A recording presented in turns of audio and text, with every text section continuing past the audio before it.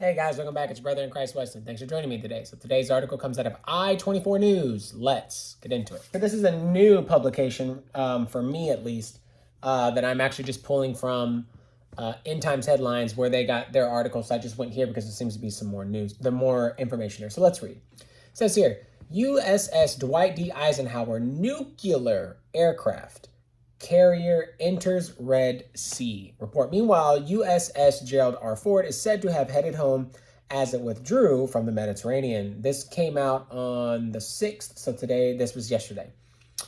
It says here, an American nuclear-powered aircraft carrier, USS Dwight Eisenhower, is in the Red Sea. U.S. Naval Institute reported on Friday the deployment is said to be a part of Washington's effort to prevent the Iran-backed Houthis attack on vessels in the area. I remember seeing that they didn't. I remember watching that video. It showed that they literally, I think they boarded by aircraft. They just came down and boarded the ship. Maybe I could be wrong, but I remember seeing this video.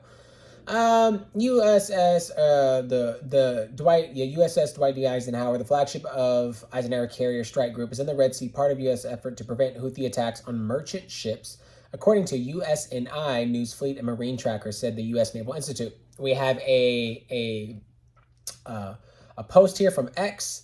It says, is deployed. The U.S. Dwight Eisenhower Carrier Strike Group is deployed to the U.S. 5th Fleet Area of Operations to support maritime security, stability in the Middle East region.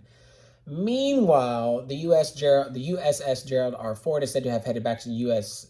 via the Atlantic as it withdrew from the Mediterranean.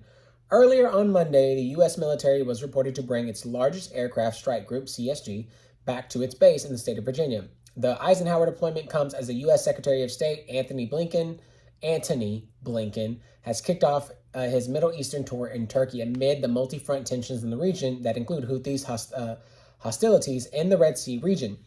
Big boys are coming on this Friday. Ships from the Gerald R Ford Carrier Strike Group and Baton Amphibious Ready Group, ARG, the Hellenic Navy Frigate, and the HS Navarian F461 sail in formation in the Mediterranean Sea.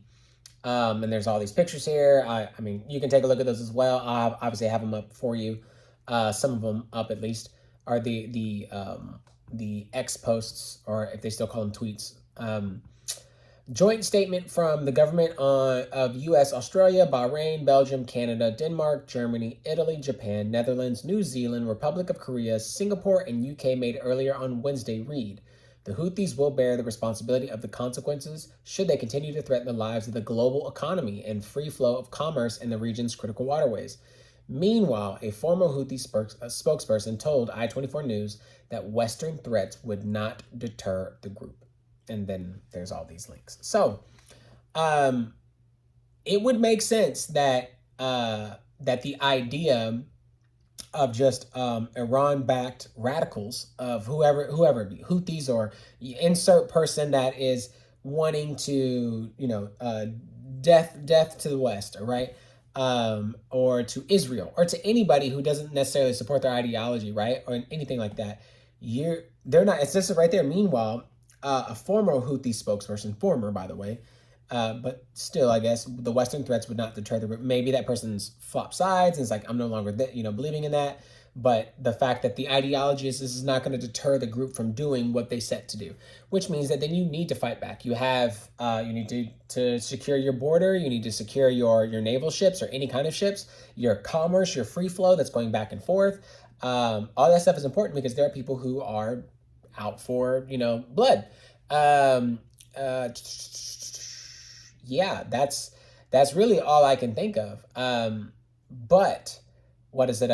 With that said, I don't know what's going to happen, but I know that there's a lot of war fronts that are happening, things that are happening in Israel, and we'll see not only Israel, but even expanding further than that, which is something we're seeing here. Plus Russia. There's another article that said Russia's really named the true enemy, and I read it, and it was like the true enemy is the West. So, yeah, there's just so many things that are going on. So anyways, guys, that's the video. Let me know what you all think. If you like the video, like the video. If you want to see more, be sure to subscribe, and I will see you in the next one.